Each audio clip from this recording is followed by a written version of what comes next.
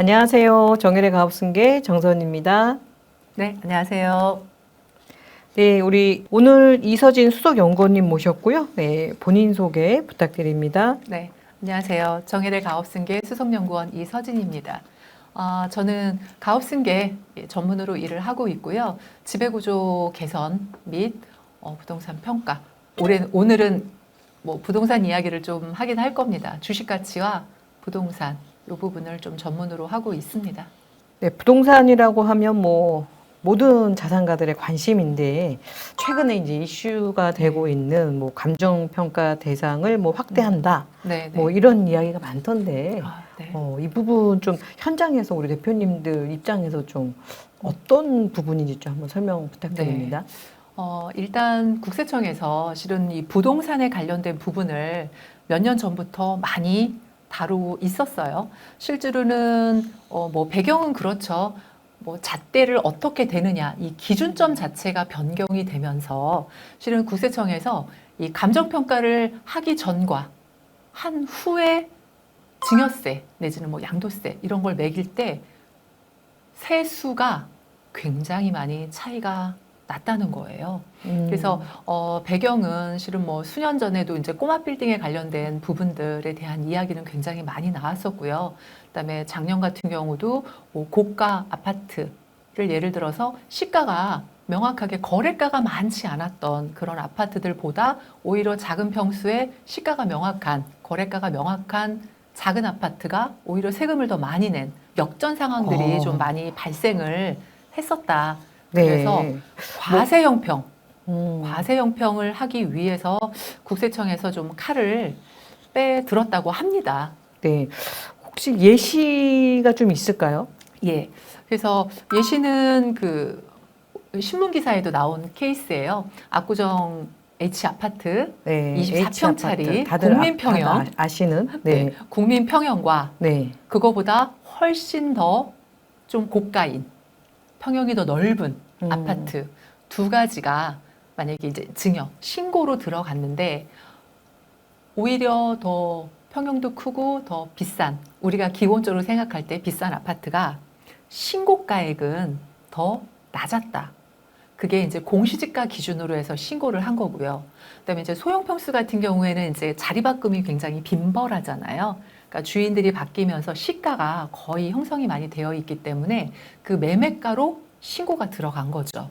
그랬을 경우에 역전 상황들이 많이 발생을 했기 때문에 이런 부분들에 대해서 주거용에 대해서는 감정평가를 하는 걸로 요게 지금 요번에 이제 많이 들어온 거고요.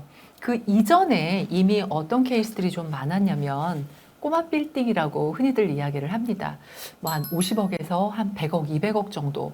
근데 이게 이제 옛날에 이 지역 자체가 좀 저렴했을 때 사신 분들 한 10억, 20억 정도에 매입을 하시고 토지는 지금 최근에 몇 년 동안에 굉장히 많이 집가 상승을 이루어져 있고요. 건물가는 얼마 안 되지만 실은 우리가 이제 부동산인 경우에는 실은 건물가는 감가상각이 되지만 토지가로 대부분 보는 거거든요.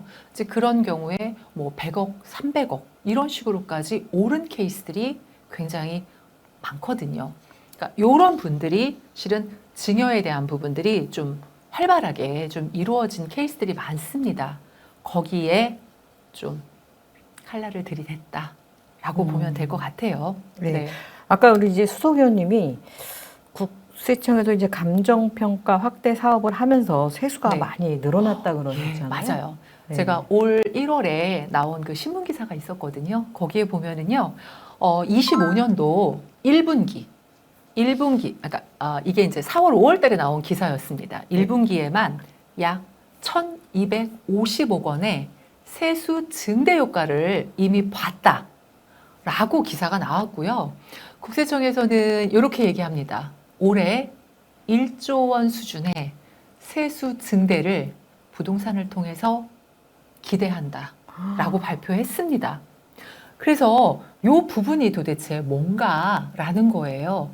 실은 뭐 정권이 바뀌기 이전에 이미 이게 이제 6월 달에 다 예상이 됐던 건데 어떤 부분 때문에 이렇게까지 세수 증대를 할 수 있다라고 자신 있게 기사화됐느냐.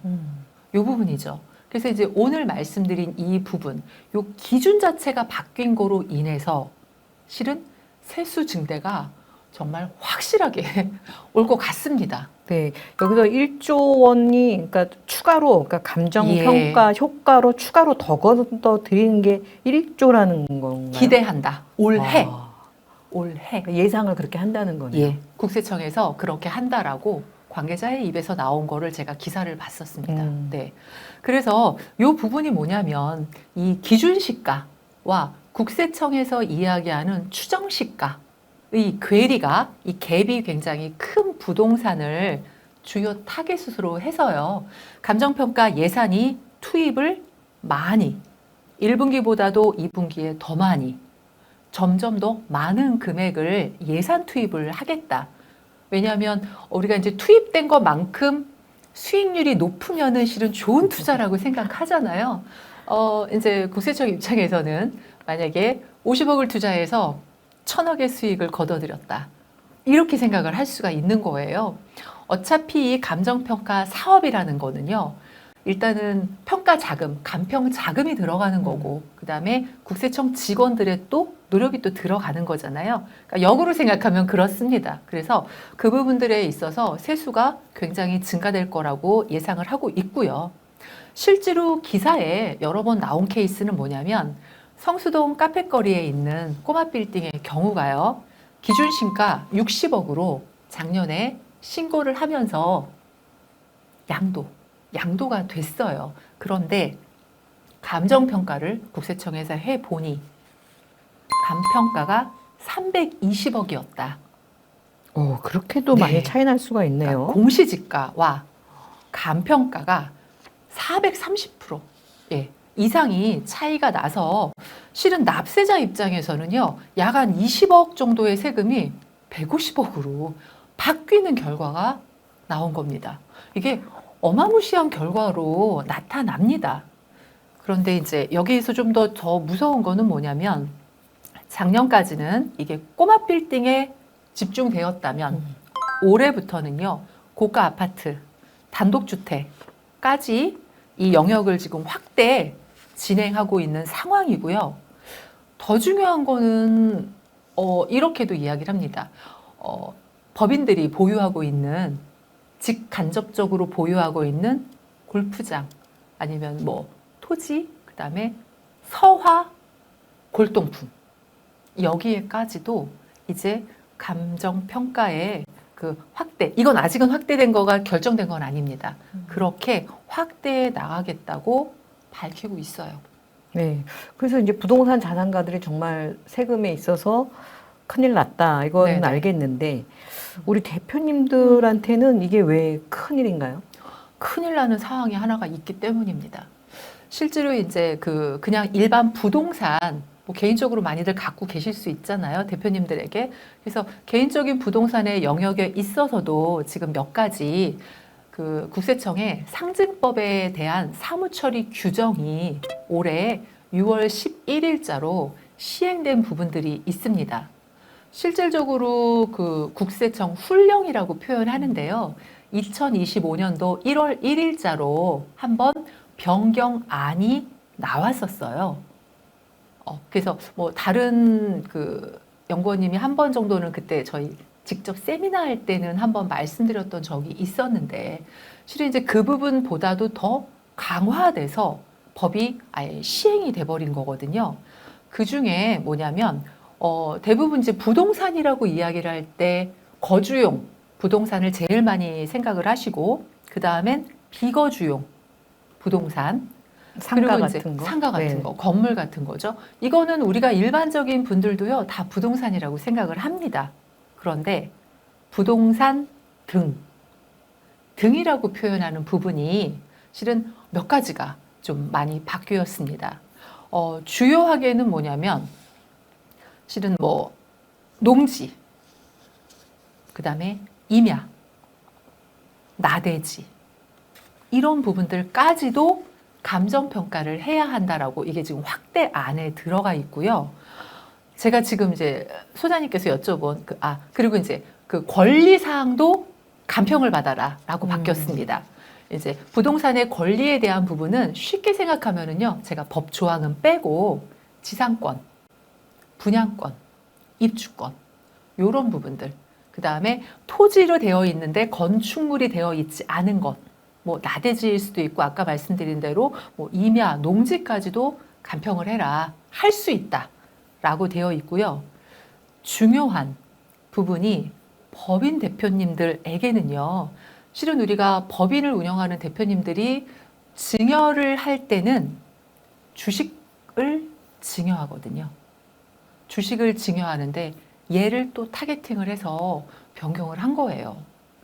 작년까지는 부동산 과다보유 법인, 부동산 과다보유 법인이라고 함은 실은 총 자산 중에 부동산의 그 자산의 기준이 50%를 넘는 법인을 우리가 부동산 과다보유 법인이라고 합니다.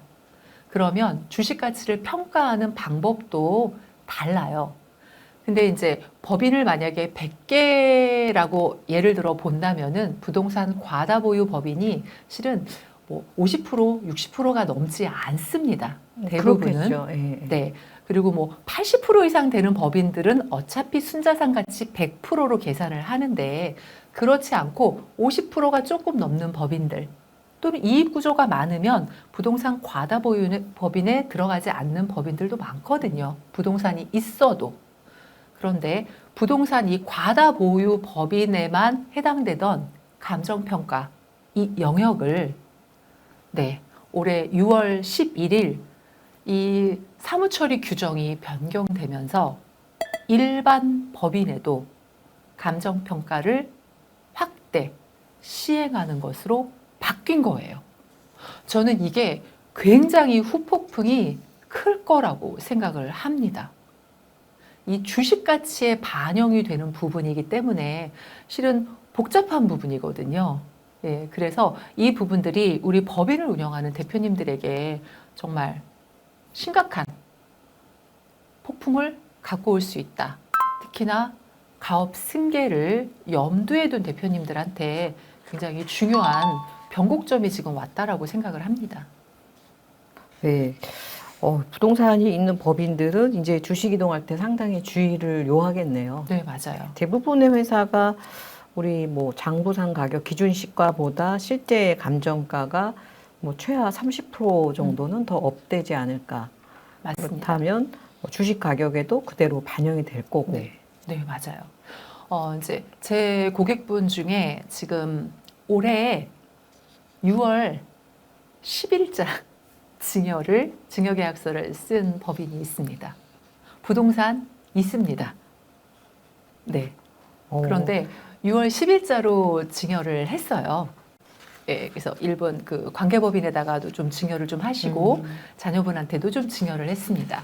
네, 강남 쪽에 있는 법인이에요.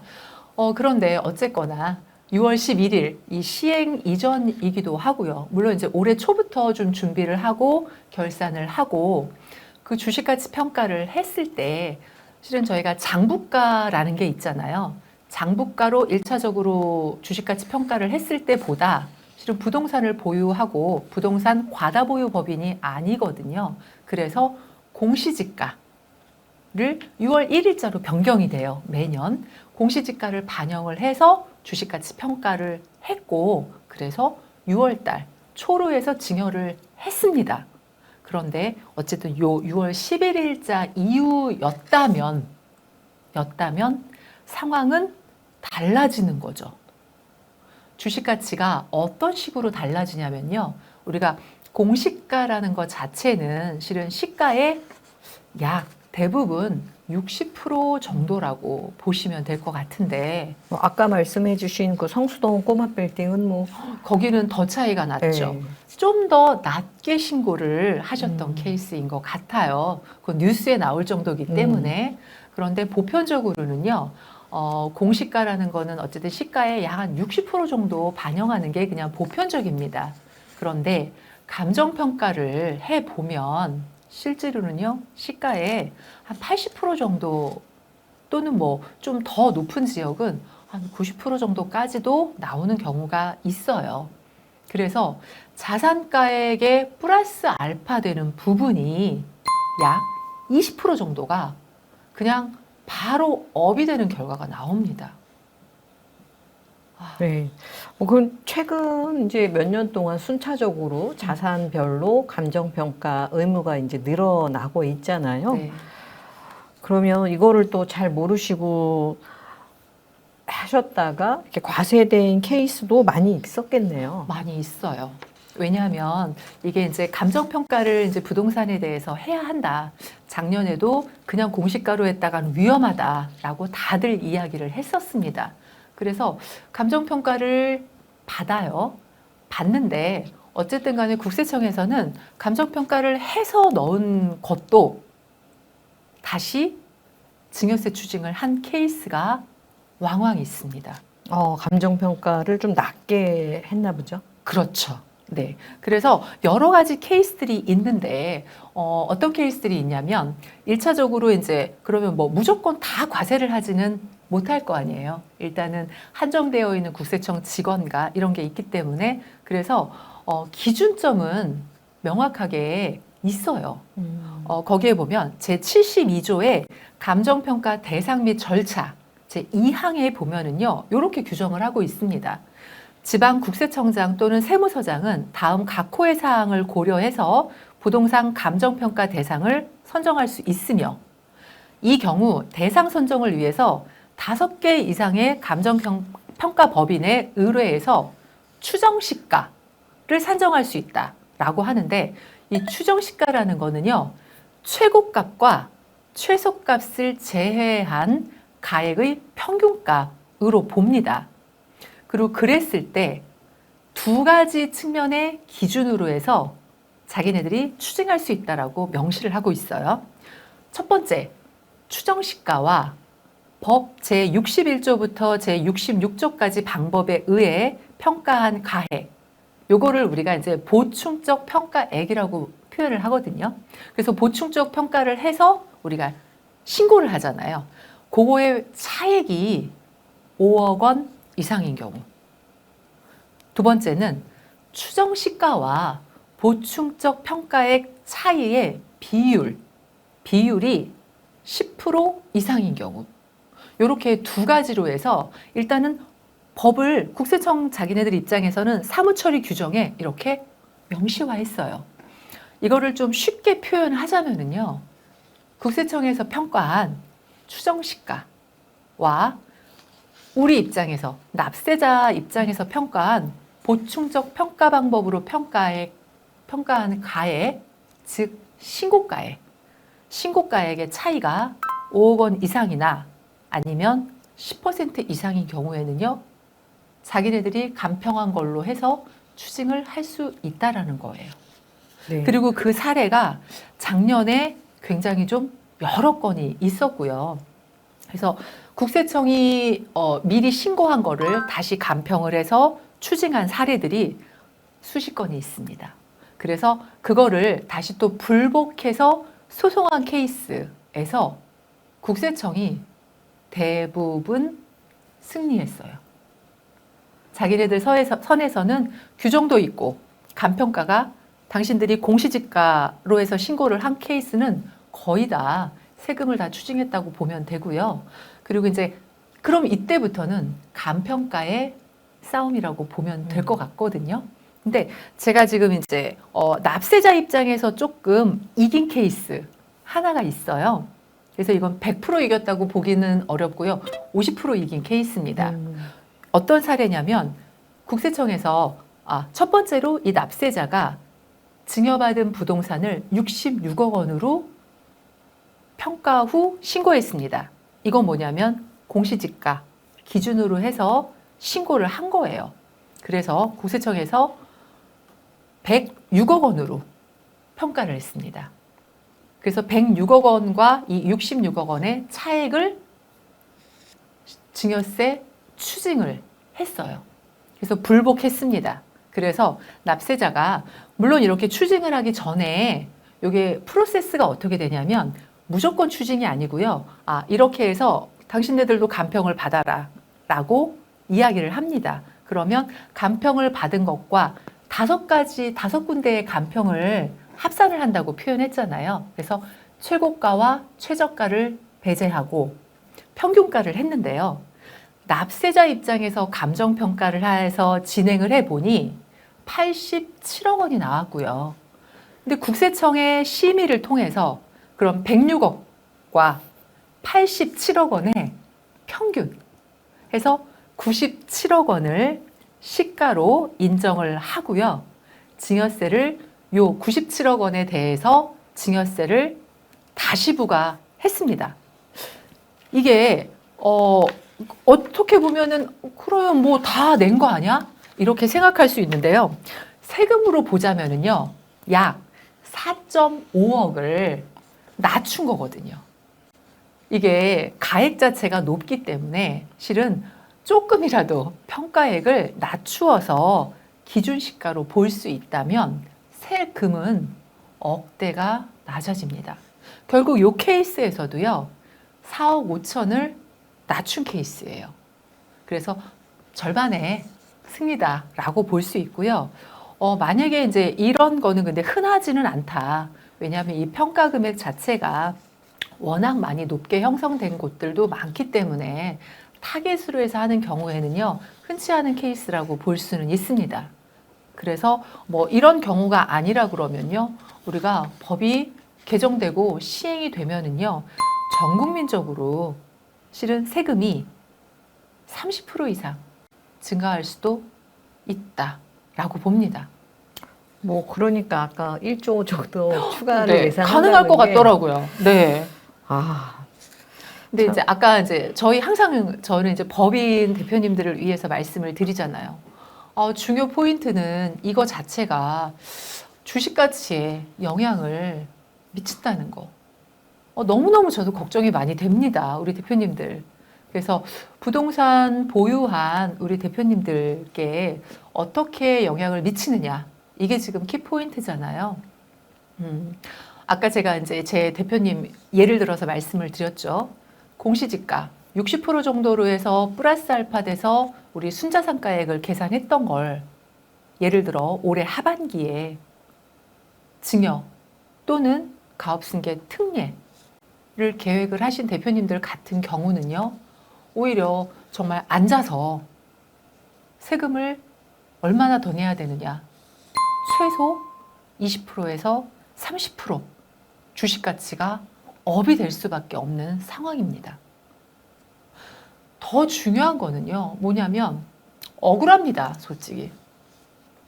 그냥 부동산 하나가 옮기는 것은 실은 그때 당시에 감정평가를 해서 딱 정해지면 끝나는데 우리 법인의 주식 가치를 평가를 한다는 의미는요, 실은 직전 3년에 손익 가치를 반영을 하고 또 자산 가치를 반영을 하면서 이 부동산에 대해서 감정 평가를 해서 또 추가되는 순자산 가액의 20%에서 30%가 또 추가된다는 이야기이고요.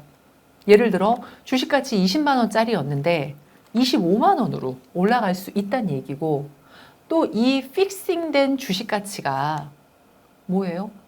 한 해에 끝나지 않는다는 거. 이미 신고가 된 주식 가치는요, 수정을 할 수도 없고요. 3년간 이게 영향을 미칩니다. 저는 이게 그래서 좀 너무 부당한 거 아닌가라고 생각을 할 수밖에 없어요. 우리나라 부동산 가치가 워낙 갑자기 많이 올라가다 보니까 맞습니다. 부동산 자산가들도 어려움이 많지만 그냥 우리 법인의 대표님들도 이게 함께 영향을 미쳐서 그러니까요. 향후 참 증여에 여러 가지 어려움이 있지 않을까 싶네요. 네. 그래서 제가 좀 톤이 많이 올라가고 실은 지금 상담을 많이 하시는 분들도 실은 내년도에 가업승계 뭐 특례 이렇게 해서 좀 하시려고 준비 뭐 2년 정도는 또 이렇게 준비를 하면서 업무무관 자산을 좀 줄이고 이런 것들을 저희가 같이 하면서 진행을 하거든요. 그런데 요 감정평가 확대 때문에 실은 주식 가치의 변동폭이 상당히 많이 예상이 돼서 실은 예정되어 있던 것보다 좀 더 많은 세금, 좀 더 다른 어떤 접근 방법들이 필요해졌다라고 봅니다. 이렇게 이제 부동산 때문에 올라간 주가를 뭐 낮추는 전략이 더 많이 필요하겠네요. 맞습니다. 그래서 실제로 조금 더 정말 전문가 그리고 경험 많고 이런 사람들이랑 같이 대표님들께서 고민하고 좀 빠른 시간 내에 좀 상담도 좀 하시고 하면 훨씬 더 좋을 것 같아요. 네. 우리 대표님들이 고민이 많은 시점이 아닌가 싶습니다. 네네. 하지만 뭐 그런 중에도 또 다양한 방법으로 뭐 주가를 좀 낮출 수 있는 방법들이 있으니까 네. 기존보다 그런 방법들을 최대한 많이 활용해서 네. 예, 주가를 낮추지 않으면 이게 뭐 증여가 정말 먼 얘기가 될 수밖에 없지 않을까 싶습니다. 하고 싶어도 못할 것 같은. 근데 그럼에도 불구하고 솔직히 그냥 준비 안 한 상속과 미리 생각하고 고민하고 증여를 하는 것은 또 정말 많은 다른 효과를 보이거든요. 그래서 증여를 저는 항상 더 많이 추천을 드립니다.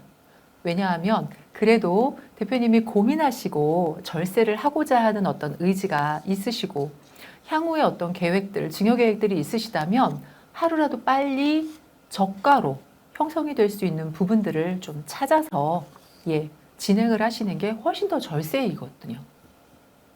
네. 지금 이제 일반적 부동산 보유 법인 사례에 대해서 쭉 말씀을 해주셨는데, 생각했던 것보다 이제 이 감정평가로 인해서 세금 차이가 뭐 2배까지 나는 케이스도 있다고 이렇게 네, 맞습니다. 말씀을 해주셨거든요. 네, 네. 왜 그러냐면 실은 증여 상속세, 그러니까 증여 상속에 대한 부분을 이렇게 감정평가를 확대한 거거든요. 그렇기 때문에 우리가 증여 상속 세율 자체가 실제로 금액이 올라가는 거 대비해서 세율은요 더 많이 상승을 하거든요. 그래서 뭐 10억만 올라가도 만약에 예를 들어 20억짜리 근데 실은 건물이 20억짜리 뭐 이런 거 가지고 지금 고민하지는 않아요. 솔직히 50억, 100억짜리 이상인 건물들이 굉장히 많고 우리 이제 부동산들이 예전에 매입했던 공장, 토지, 건물이라면 실제로 매입가는 얼마 안 되는데 이게 10년, 20년, 30년 지나면서 뭐 100억대, 200억대가 된 거거든요. 그런 경우에는 조금 올라가는 것이 세금은 20%, 30%, 50%까지도 상승을 하기 때문에 세금은 훨씬 더 높은 비중으로 올라갈 수밖에 없습니다. 네.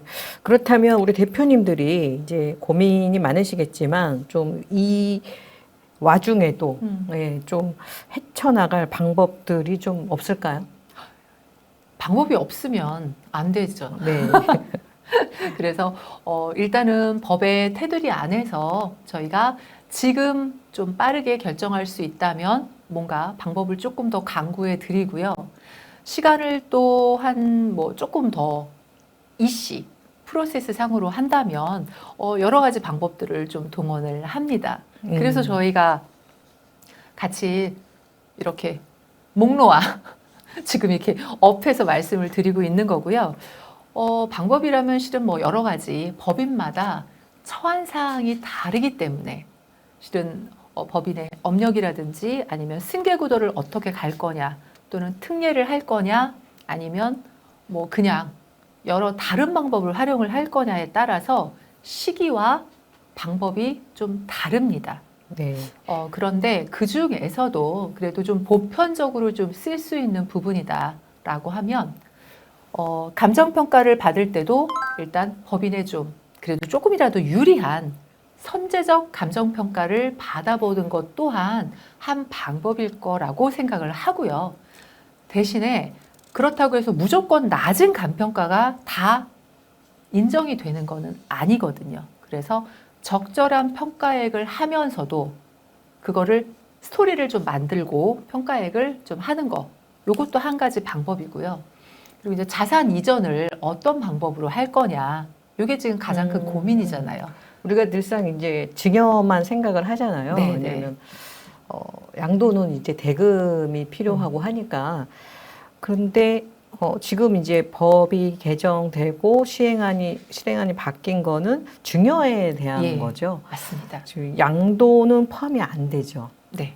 네. 그래서 저는 그래서 이 증여가 더 나으냐, 양도가 더 나으냐, 반드시 어떤 부동산이냐에 따라서 얘를 한번 평가를 해보고 세금 계산을 해보고 감평을 받아서 저가 양수도를 하고 예, 그렇게 해서 신고를 하고 뭐 부담보대출을 받든 이런 방향으로 가는 것 또한 좀 적극적으로 고려를 해볼 만하고요. 근데 대신에 양도를 가려면 뭐가 문제다? 대금이 있어야겠죠. 네, 맞아요. 우리 자녀가 자금이 필요합니다. 그래서 이 자금을 출처를 어떻게 마련해 줄 거냐. 얘가 또 핫 이슈입니다. 네. 그래서 자금 출처를 마련할 방법, 요게 또 같이 논의가 돼야 될 거고요. 그리고 저희 영상에서 많이 말씀드리는 자녀법인을 만들고 그거를 최대한 활용하는 전략을 좀 반드시 해야 할 거라고 생각이 됩니다. 네. 그 기준시가와 감정가가 차이가 많은 그런 부동산을 소유한 법인에서는 이제 증여뿐 아니라 좀 양도로 활용하는 것도 어떤 경우에는 더 유리할 수도 있겠어요. 유리할 수도 있더라고요. 네. 단 자녀 개인은 그 자금을 마련하거나 하기가 어려우니 네. 뭔가 이제 법인을 활용해서 실제로 또 그렇게 한 사례도 많이 있죠. 네, 그렇게 요즘에 많이 상담을 좀 진행을 하고 있고요. 그래서 자녀법인도 실은 그냥 우리가 배당 또는 뭐 자산 이전만 하게 되면 또 법인세에 대한 혜택이 또 조금 감해지도록 올해 세법이 바뀌었잖아요. 그래서 실질적으로 실질적으로 영업을 하는 자녀 법인을 활용을 하면은 그래도 뭐 상당히 많이 좀 도움이 될 것 같습니다. 여러 가지 저희가 이제 뭐 몇 개월 안에 이거를 끝내야 된다 이런 게 아니라면 솔직히 여러 쓸 수 있는 카드를 다 활용을 해서 우리 대표님 법인에 맞는 솔루션을 좀 드리고자 하고요. 그거 자체가 시간을 뭐 요 이 땅에서 지금 끝 이렇게 하는 게 아니잖아요. 그래서 절세라는 거는 어쨌든 좀 시간을 투자하면서 또 나올 수 있는 절세도 분명히 있고요. 또 대표님에게 인적 자원이 가족, 구성원 어떻게 되는지에 따라서 비과세로 할 수 있는 부분도 또 상당히 또 달라지거든요. 그래서 최대한 비과세 증여도 국세청에서 허용해 준 비과세 증여도 최대한 활용하고 인적 구성원이 많다면 뭐 예를 들어 자녀의 배우자, 손자, 손녀까지 영역을 좀 넓혀서 실은 이 부동산에 대해서는 좀 다각도를 감안을 해서 절세 항목들을 좀 만들어 봅니다. 네. 자, 오늘 우리 이서진 수석 연구원님이 우리 부동산 감정 평가 확대에 대한 이 법인의 증여세, 상속세, 절세 전략에 대해서 말씀을 해주셨습니다. 대표님들이 뭐 뉴스를 통해서 이미 많이들 접하셨겠지만 이게 방법이 없지 않다. 네. 다양한 방법으로 우리 또 증여만 자산 이전에 증여만 있는 것은 아니기 때문에 양도도 활용할 수 있다. 거기에는 우리 자녀법인이 크게 좀 활용도가 있다. 네, 저는 그렇게 생각합니다. 근데 시간이 좀 걸리잖아요. 뭐 단숨에 이게 막 딱 되는 부분이 아니기 때문에 대표님들 일단은 자산 이전, 그다음에 증여, 가업 승계 고민하고 계시다면 너무 고민만 정말 하지 말라고 자꾸 말씀을 드려요. 그래서 좀 빨리 미룰 시간이 없다. 왜냐하면 세법은 정말 빠른 속도로 변화하고 있고요. 이제는 상증법만 변하는 게 아니라 상법도 변화되고 뭐 여러 가지 법들이 지금 계속적으로 변화가 되고 있거든요. 그 와중에 저희가 이제 절세를 찾아드리는 것도 저희의 할 일이고 저희도 열심히 노력하고 연구하고 하고 있습니다. 그래서 대표님들께 어쨌든 절세 행복을 드릴 수 있도록 네, 노력하겠습니다. 네. 뭐 제가 당부의 말씀을 좀 요청드리려고 했는데 다 해주셨는데 그래도 정말 이것만은 네. 기억하셔야 될 마지막 한마디 부탁드리겠습니다.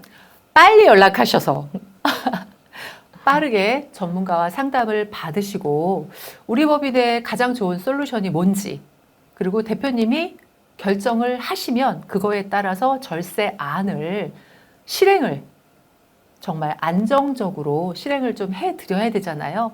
우리가 무조건 낮은 뭐가 있다고 해서 절세가 너무 높다고 해서 이게 국세청이랑 또 나중에 향후에 추징이 된다거나 이러면 또 문제가 생기기 때문에 전문가와 협업 그리고 적정한 시가 그다음에 빠른 실행 네, 이런 게 다 필요할 것 같습니다.